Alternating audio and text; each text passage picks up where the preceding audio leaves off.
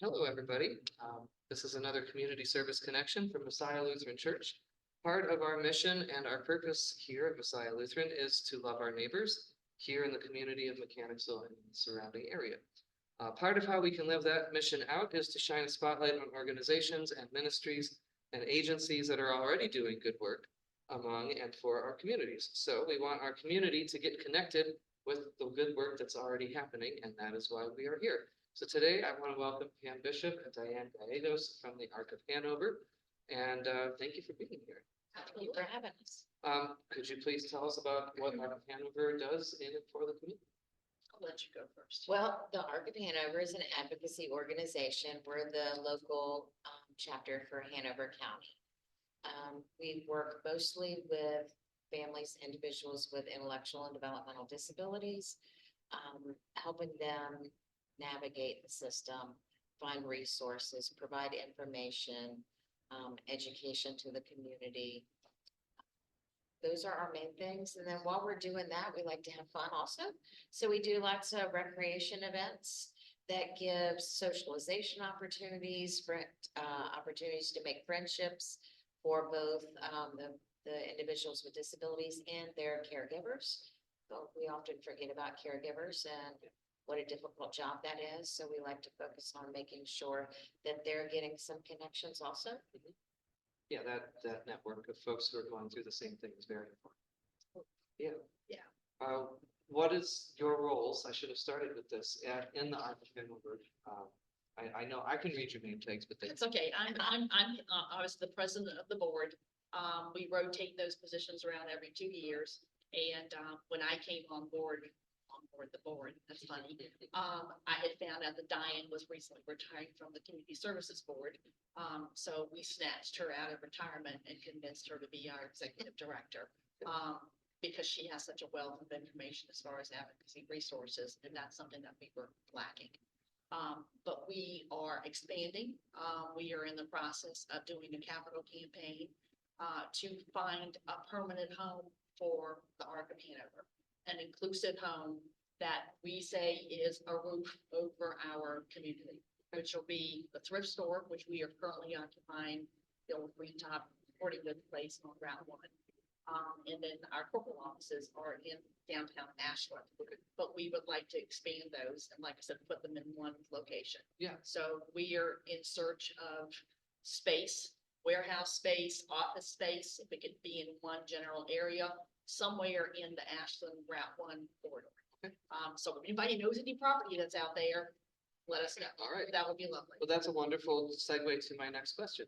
How can community members volunteer or support what Ark of Hanover is doing? So the first one, real estate. Right? Yes, real estate would be lovely.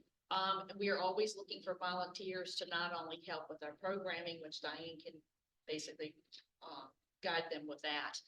We're also looking for volunteers to help with the thrift store. Okay. That's everything from helping with the cashier, to be a greeter, to receive stock, to clean stuff. And customers too. Customers, absolutely. Yeah. And then we partner with a lot of other community organizations, mainly our law enforcement community here in Hanover County. They have a foundation called the 50 Tiki Bar Foundation. They provide money and resources for law enforcement families for training and fallen officers.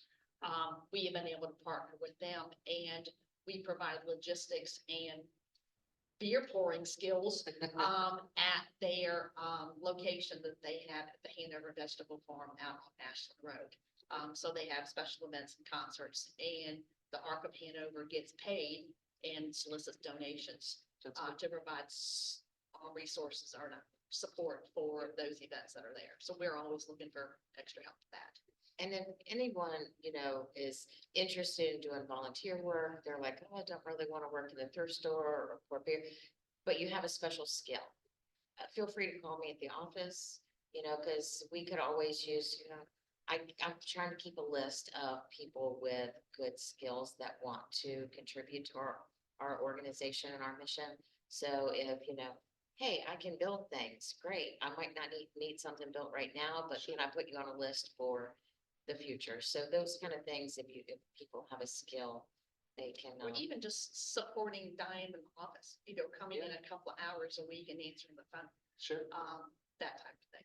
One thing I've learned doing these now, we had our community fest last year, is it's not just about making connections with the community, and we want those skills and the volunteers, but making connections with other organizations too. Absolutely. yes, It's been wonderful. You had mentioned that Diane can help the volunteers, uh, find their way around, know what they need to do. Is there any particular gifts or skills that you're looking for in the volunteers, apart from adding those to your list?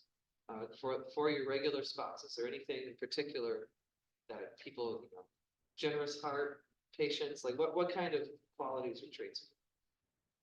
someone who cares about other people, like is somebody who's just got a kind heart and is invested in our mission of helping people with disabilities live a life like yours. And that could be computer work, because that's not my forte. Okay. Somebody to help design brochures or flyers, or teach me how to, set up things nicely on our website so that we can have a nice resource library. Anybody who's got those kind of skills. Education background is also welcome, because we're, like Pam said, we were gonna do the center, the Ally Center, the Life Like Yours Center, which is gonna include a training program for folks with disabilities to get those pre-vocational skills.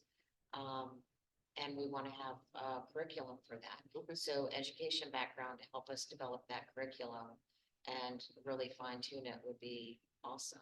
Wonderful.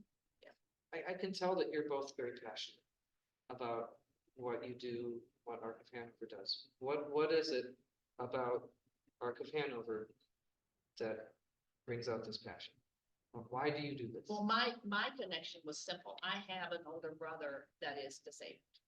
He was adopted. His birth mother drank alcohol, and so he was born with alcohol fetal syndrome. Yeah. When I moved into Hanover County, my brother had lost his job because of COVID, so I moved him in to live with me. That's how I got involved in the Arc of Hanover, was to give him a resource, Sure. and an outlet. He's quite capable. He can drive. He is Diane's boss at the office. So he goes in 3 days a week and volunteers with Diane, and he also works the thrift store on a regular basis. So that's how I got involved in it, because of personal relationship. But I'm just service oriented to a certain extent. My career, I tell people I do criminal defense work, and so from that standpoint, it's just a way of paying forward, and it just makes my heart sing. So that's why I do it. Diane does it because she's just. Well, do you have anything to add to the wonderful? Well, so I spent my career with the community service boards, both with Henrico and Hanover, as a case manager or a support coordinator, helping families and individuals navigate the system.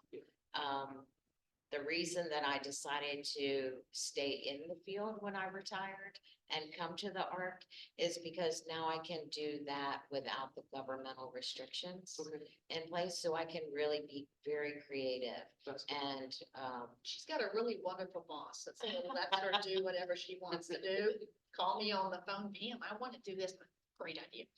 Rock and roll with it. so it's just since I've been in the position, it's been a little over a year now, I've been able to help several families figure out how to get around some of those governmental brick walls and red tape that kind of hooks people up. I'm impressed by the variety of things that the Arc of Hanover does for the community, for caregivers, for folks with these. What did you say earlier? Before we recorded, it was that people are more than just disabilities. They have abilities. Well, that's what we're trying to, that's what the Alley Center is all about, Yeah. is we want to create a community of inclusiveness, so that our folks with disabilities are included and are treated no different and not special, and they are looked at for their ability to do things as opposed to the fact that they are disabled. We want to take the DIS out of disability. If folks do want to learn more, if they want to get involved, help in any kind of way, what is the best way to do that? Contact information, or where should they go?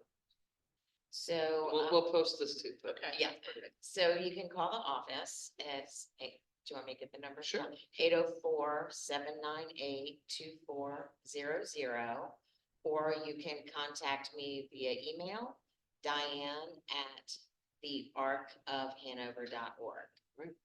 And Pam at thearcofhanover.org. wonderful. And what is is it arcofhanover.org is the website?